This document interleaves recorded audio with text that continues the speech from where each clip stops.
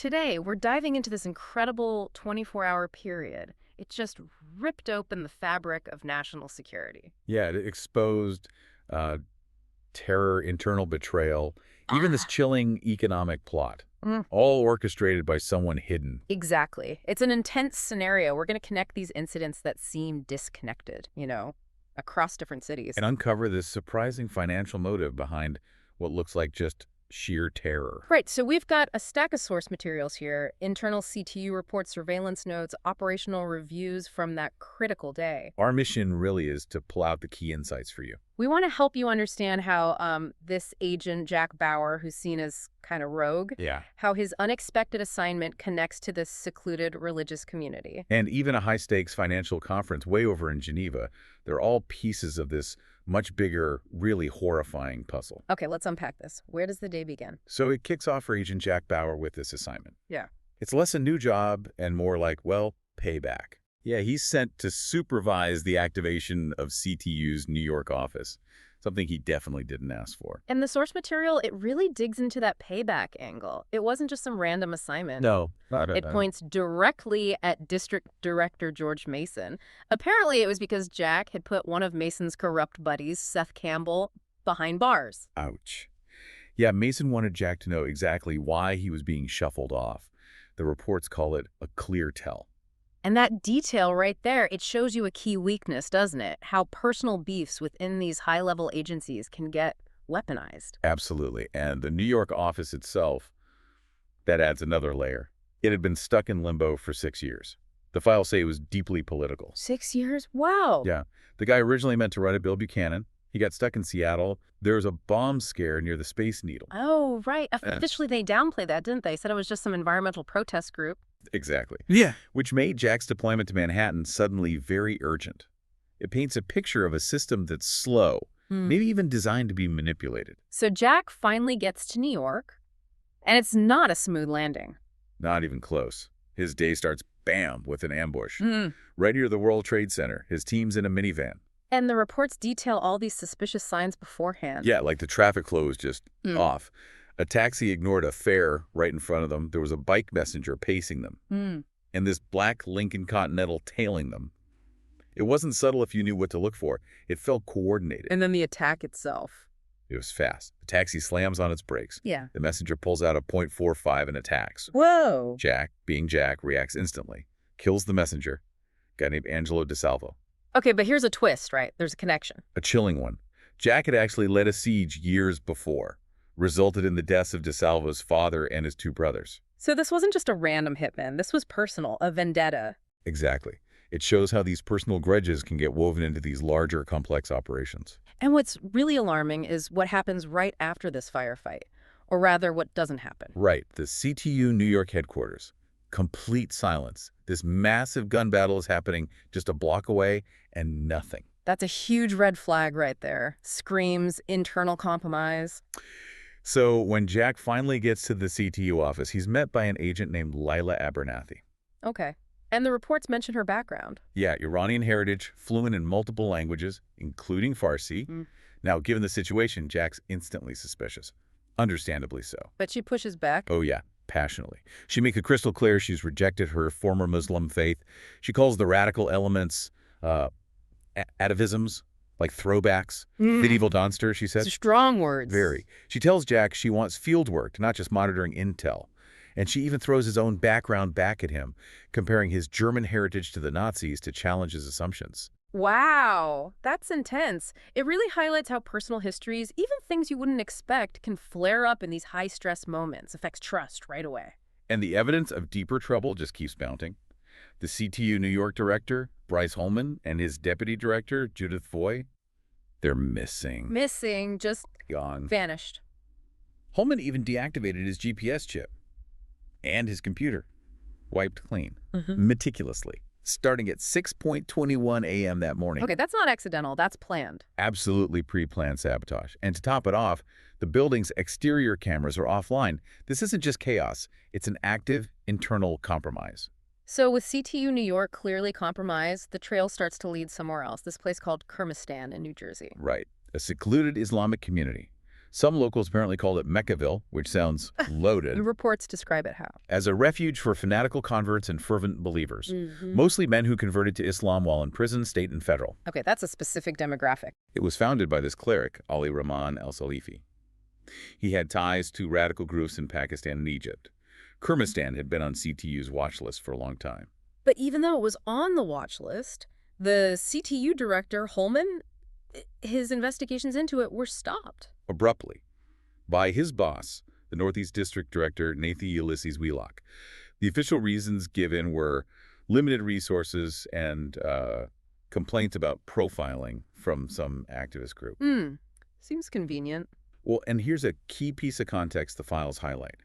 Wheelock was a political appointee, his wife, a very high-profile civil rights attorney. Ah, so politics likely trumped security concerns. It strongly suggests that. And it shows how these extremist groups are smart. They exploit system weaknesses, like using prison conversions or playing the profiling card to operate under the radar. So Holman didn't just stop, did he? No, he believed something big was coming, this package from Canada. So he defied orders, kept digging. He teamed up with an FBI agent, Jason Emmerich, who'd gotten similar back-off orders. And they were watching specific people. Yeah, 2 African-American men from the compound. One named Montel Tanner, who had a past history with gangs. And this is when Holman sees something crucial. Yes. This is a really big early warning. He spots a semi-truck leaving Kurmistan's factory. It has Dreitzen Trucking written on the side. Dreitzen. That's German for 13, right? It is. And the truck was visibly loaded. Holman saw bunks inside and at least 8 armed men, one carrying an AK-47. That's not subtle. That's an armed unit moving out. Exactly. A huge red flag that somehow got missed or ignored higher up. And then there's this really harrowing story involving a civilian. Yeah, Janice Baker, Yeah. a 40-year-old stay-at-home mom. She was just near Kurmistan, got captured, tied up, hooded, heard them praying in another language. Oh, God. The worst part, her captor eventually unveils her, pulls out a machete. Holman, from his surveillance got, actually heard her scream. And he couldn't intervene. He was forced to choose, prioritize the bigger secret investigation over saving her right then. It's a brutal choice. Shows the human cost of these hidden operations. So the conspiracy is clearly active, and it starts hitting closer to home for CTU. Yeah, the web tightens. Back at CTU headquarters itself, 2 men dressed as Con Edison workers get inside. They silently kill the security guards. Then they head straight for the roof. Their goal is to plant a bomb at the base of the microwave communications array. To cut off CTU's satellite link, cripple them. Precisely. Yeah. But Morris O'Brien, the tech guy, he spots the sabotage while he's rerouting security systems. He alerts Jack. So Jack heads up to the roof. Yeah, leads to this tense confrontation. Jack has to kill one of the intruders. Then the second one ambushes him. And this is where another clue surfaces. A really important one. Jack finds this unique tattoo on the dead intruder's arm. It's a stylized number 13. The number 13 again, like the trucking company. Exactly. And Jack notes it's not in any CTU database. It's an unknown symbol connecting these events. Meanwhile, Deputy Director Foy, she's still out there. Yeah, she was tailing that Hummer from Newark Airport. The one with the hawk, Farshid Ahmadani, and the guy with the fake Quebec ID. And things go badly for her, too. Horribly. She gets ambushed in Newark. Her car is T-boned by a garbage truck. She's badly injured, concussion, bruised ribs. The driver of the garbage truck gets away in another black Hummer. Another Hummer. This is definitely coordinated. And the compromise inside CTU gets undeniable.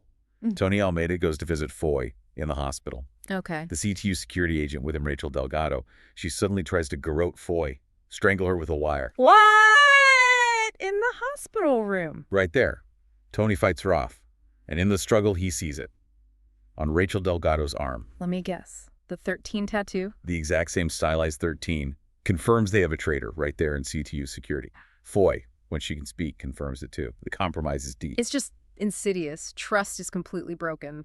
And the violence just keeps escalating outside CTU as well. Remember the FBI agents tailing the Hawk to Kurmistan, Emmerich and Light? Yeah, Holman teamed up with Emmerich. They get ambushed. Their vehicle is just riddled with automatic gunfire, pushed into a pond. Total loss. And then the attack at Kurmistan itself. It gets even more brutal. A church group led by a Reverend Ahern is attacked there. Reverend Ahern is beheaded. Other members are murdered. Oh my God, beheaded. Yes, just horrific violence. But Bryce Holman, the CTU director who was captured earlier, he manages to free himself and save one of the church group members, Danny Taylor. He saves someone. That's something. Yeah, desperate heroism. But he tells her, trust the FBI, not CTU. He knew how bad the compromise was. Then he collapses from his own injuries. Did he give any more intel before he died? Crucial intel. His dying words confirmed the scale. 12 trucks, Dreitzen trucking logo. Between 85 and 100 fanatics. 12 trucks. 85 to 100 fanatics. Wow, this is massive. It is, and now the pieces are really falling into place. You've got the name Dreitzen Trucking, German for 13. The 13 tattoo on the CTU intruders, and on the mole, Rachel Delgado. And it all seems linked to these attacks. And the attacks themselves start happening. Yes, a wave of terror begins. A truck stop in Pennsylvania is just devastated. Multiple bombs go off after a Dreitzen truck deliberately causes a state police car to crash. So they're using the trucks as weapons and transport. Seems like it. Another Dreitzen truck is stopped, thankfully. Neutralized with magnetic mines near a Special Operations Tactical Training School, SOTTS. And they find out more about the 13 connection. Yeah, digging into the Kyrgyzstan leadership, they discover that one of the main guys, Ibrahim Noor, his birth name was Travis Bell. Travis Bell. Former gang leader and drug dealer from Newark. He formed a gang called the 13 Gang, named after his old street address. There it is. The 13 connection, it's tied directly to him, to this Noor Bell guy, fixing street gangs and religious fanaticism. It's a dangerous mix. Morris O'Brien sums it up pretty grimly. He says the Warriors of God, this group in Kyrgyzstan, it's not a real religious movement. It's a violent cult. He compares them to Jim Jones and the Kool-Aid drinkers. That's a chilling comparison. It forces you to see how these groups can twist things, exploit vulnerabilities for just pure violence. Right. Okay, so we have the fanatics, the trucks, the internal moles. But who's pulling the strings? This leads Jack to someone, right? It does. To Erno Tobias, this mysterious figure known as the albino. Jack confronts him in his fancy New York penthouse. And Tobias isn't who he seems. Not at all. Turns out he's a former member of the Black Dogs, a Serbian assassination squad from the Bosnian War. Serbian. But he's working with this radical Islamic group. That makes no sense. Exactly. It's a massive contradiction, shows the layers of deception. Jack actually uses Serbian during the interrogation to throw Tobias off balance. Clever. Did it work? Did Tobias talk? He did. And what he reveals is the real shocker. Yeah. The true motive behind everything. Which is? Economic warfare. Tobias confesses the terror attacks, Kyrgyzstan, the moles. It's all just a massive diversion. A diversion for what? For the plan of one man, Soren Ungar, CEO of Ungar Geneva LLC. Soren Ungar. And what's his goal? Ungar apparently has this deep-seated hatred for America. His plan is to trigger a global currency crash, flood the market with billions of undervalued U.S. dollars. How would that work? Coerce other major holders of U.S. dollars, like Saudi Arabia and China, to dump theirs too, causing a total collapse. And he planned to announce this, basically kick it off, during his annual speech to the International Board of Currency Traders in Switzerland. Wow. So the terrorism, the deaths, it's all just noise to cover up a financial attack. Collateral damage in his economic war. And another connection clicks into place here. Remember Rogan Pharmaceuticals, the company that supplied the psychoactive drugs to Kyrgyzstan? Yeah, don't tell me. Owned by Ungar.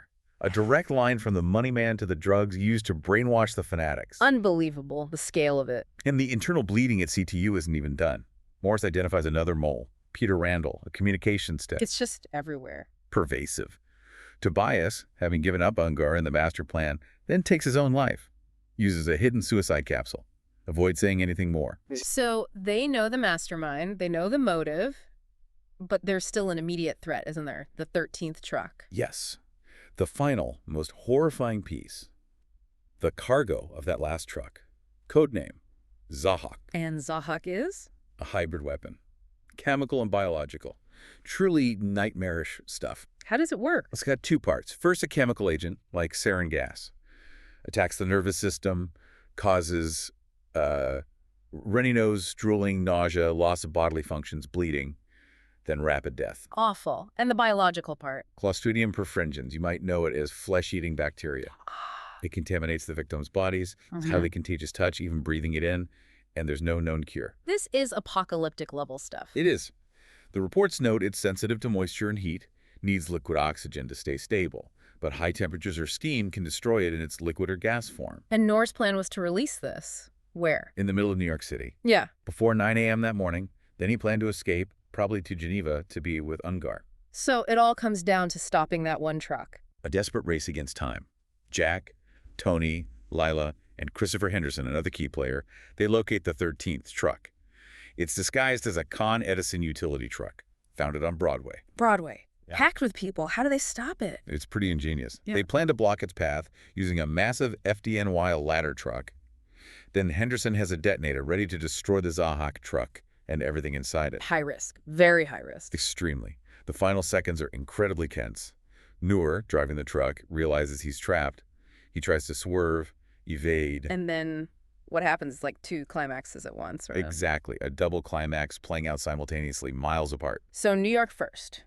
The truck on Broadway. Henderson hits the detonator.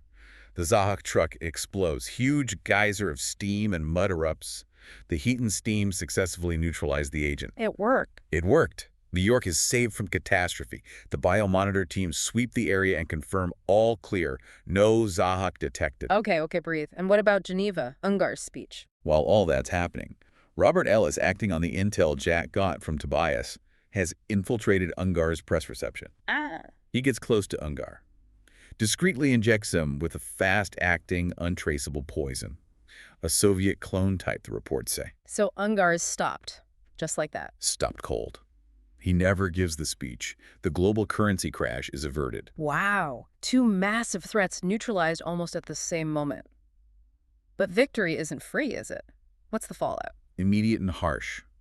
The decision comes from the top on high, as the files put it. CTU New York is being shut down. Shut down after all that. The security compromises were just too deep, deemed irrecoverable. The official line is New York City is now on its own. That seems drastic. It is. But even as it's being dismantled, Jack makes his final recommendations. He pushes for Judith Foy as director and Layla Abernathy as deputy of the unit, even though it's defunct, recognizing their capability despite everything. Acknowledging the good people caught in the mess. Exactly. And then there's this small human moment at the very end. Jack remembers he promised his daughter Kim he'd get her a Coldplay poster. After everything he just went through. Yeah. Preventing global disaster. He's thinking about a poster. Yeah. A little piece of normalcy he was fighting to protect. It's quite poignant. So looking back at this whole deep dive, what's the big picture? It really shows how these things that look like random terror fanatical cults, street gangs, can actually be, well, collateral damage. Pieces in a much bigger, far more sophisticated game. In this case, economic warfare run by a powerful financier. It's a chilling reminder, isn't it? These hidden realities, how dangerous threats can operate under all these layers of misdirection. Yeah, exploiting everything. Personal grudges, religious fervor, political correctness, weaknesses inside the very agencies trying to stop them. It really makes you think, what does it mean when the reasons behind the chaos aren't what they seem? When the real battles aren't fought on battlefields we recognize, but in, financial data streams and these obscure compounds. And the lingering question it leaves you with is, how many other unseen forces are out there right now shaping our world, using events that seem small or disconnected as moves in a much larger hidden game?